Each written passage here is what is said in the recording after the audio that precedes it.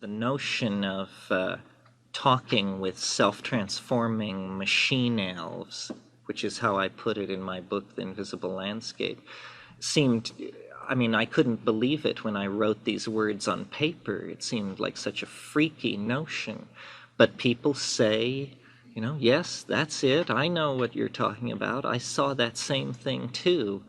Well, that seems to me to mean that self-transforming machine elves is actually a step forward in language, and that the psychedelic issue is somehow linked to the evolution of language, and that we are not, and in fact the whole culture crisis generally is linked to a direct evolution of language. We have to change the way we speak about reality, and then it will be perceived as different. And this apparently cannot be done by great leaps. It's done incrementally by introducing a concept here, a word there, a notion somewhere else. But the psychedelicization, if you will, of society and language seems to me was never blunted and goes on apace and has ever since Leary and Metzner and all those giants back in the Stone Age dumped LSD on American society. I see it everywhere, in design, in music, in fashion, everywhere that doesn't count, someone said to me. It's everywhere but in the control mechanism. But I think the control mechanism is probably the last to get the news, that culture is shedding its skin faster than anyone can anticipate.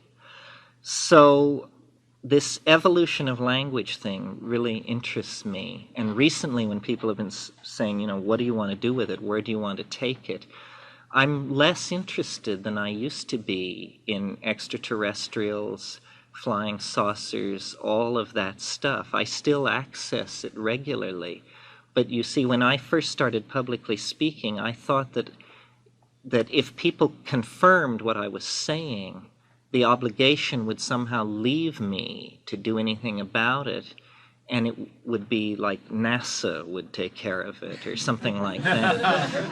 But I've discovered that, as my friend Eric Jansch used to tell me, that society really is metastable.